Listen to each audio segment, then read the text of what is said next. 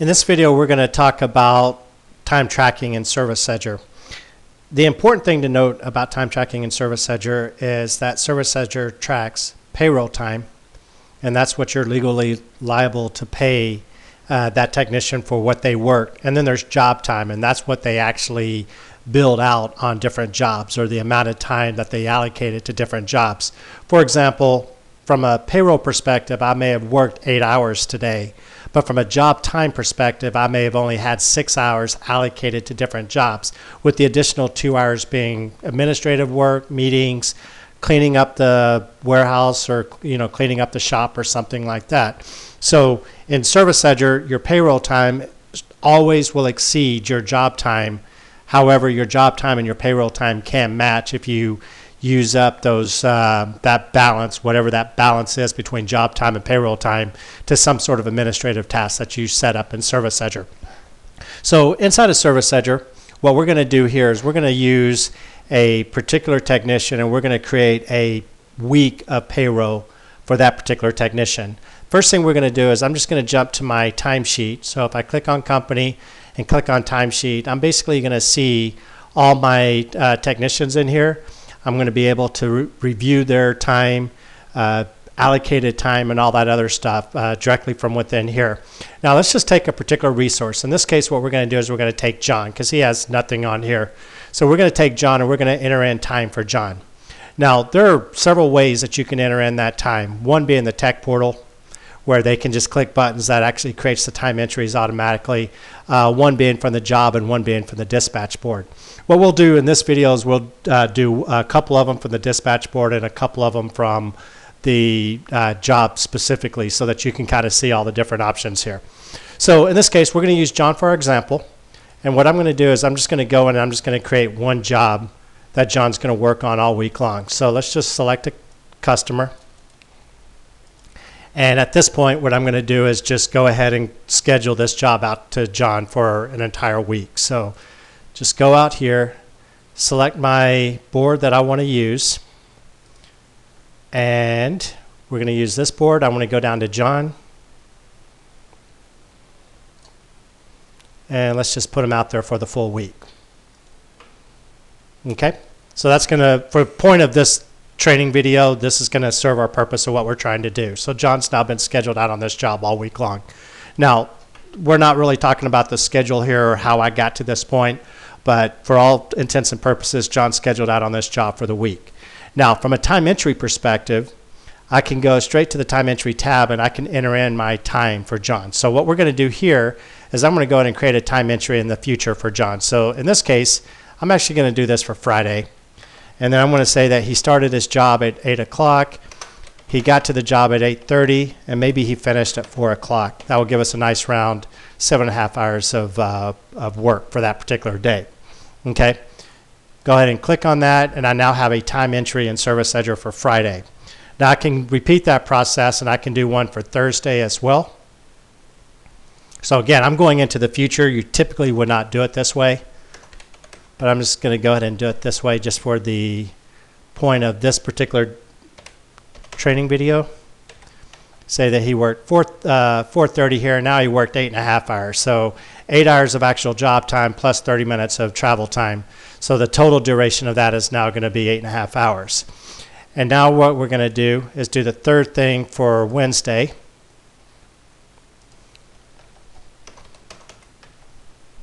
And we'll just round this up to 5 o'clock p.m. So this is a 9-hour day. All right. And then what I'm going to do here is do the last two directly from the dispatch board to show you another way that this can be put in. So going to my dispatch board and going to tomorrow, I'm just going to select John here. And John can call me up, and he can check in, and when he checks in, I can start my travel time and job end time directly from here. All right, so I can basically, for today, don't want to do this for yesterday, but for today, I can go ahead and do this and go ahead and click travel start, and that will start his time. And I'm actually going to backdate this to 8 a.m. So it's starting him on the job at 8 a.m. Now he's on the clock. I want to start his job, so I'm going to say that he started the job at 8:30 8:30 a.m. And then we'll go ahead and end him right now. So 3:16, basically he's completed with this job, and you'll see how it just checks it off. But if I open up this job now, it opened up another time entry right here for 1:26, and that's everything that was just done from the dispatch board. Okay, and tomorrow I could do the same thing for Tuesday, but the dispatch board, that feature only works for the current day. So I could do the same thing for him tomorrow as well. So what we'll do is go ahead and add one for tomorrow. All right, so he hasn't worked on any other jobs. This is the only job he worked on. And if I were to look at all of this, if I basically add everything up, he has a little over 40 hours of work that he scheduled or that he timed in for this particular job. Okay. He could have worked other jobs, so it's important to note that it's very possible that John could have been on any other job and he recorded his time on another job. So I'm just going to pick up one of these right here and select John for this job and say for today, and just for today, from 4 o'clock p.m. to 5 o'clock p.m. he did something on this job as well. So this is an hour of travel time and an hour of work time as well. So this is just basically John working on another job so that you can kind of see it outside of a single job. Once all of this time has been entered in for a week, however you want to put it in, whether you go straight to the time entry window, you do it through the dispatch board, or you do it through the tech portal where they click the buttons. Now what we need to do is record all this time into the timesheet. So if we close out of all of this and go back to the timesheet, we're going to notice here that John is 0 all the way across. But when I go in to import my entries, now John is going to be updated for everything that he did during the week. So go in here, import my entries. Now you're going to see John had 9 hours on this day, 9 hours on this day, 9 hours on this day, 8.5 hours, 8 hours, 0 and 0. So he worked 43 hours, 0.7667 of job time. Now that is just allocating job time. If you double click on all of these, you'll see the actual jobs that he worked on. So today he worked on 2 jobs. Okay. For tomorrow, it was 1 job that we recorded for him, and the same is true for the rest of the week. All right. Now from a payroll perspective, he may record more hours than his job time. So in a case like that, you could go in here and say, from a payroll perspective, we're paying him 10 hours here, 10 hours here, 10 hours here, 9 hours here. But on this Friday, let's say you wanted to put in 6 hours, ServiceLedger is going to tell you you cannot have your payroll time below your job time. So if he worked 8.5 hours of job time, he's going to get a minimum payroll time of his job time. All right, okay, and this is actual job time. This is not minimums where you charge for 3 hours even if you only do 15 minutes of work. This is actual time that he records on the job.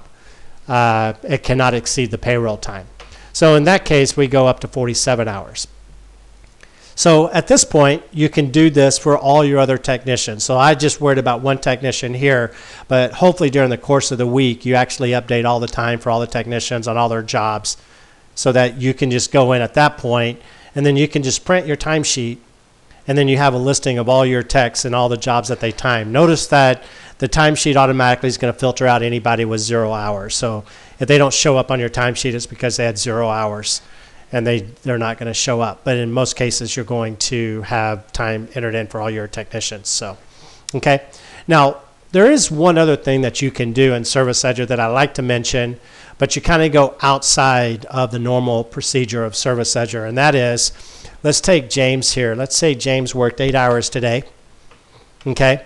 And what I want to do is now allocate his time. So I recorded his payroll time.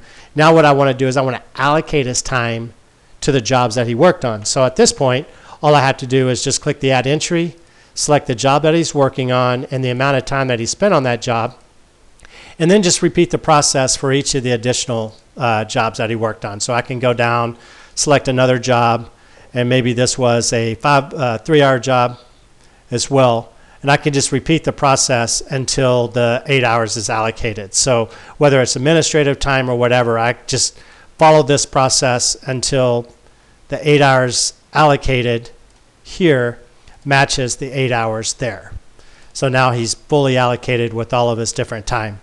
And I didn't actually do this with the 2 hours, so I'm just going to jump in and allocate 2 hours for the other job because I did one at 0.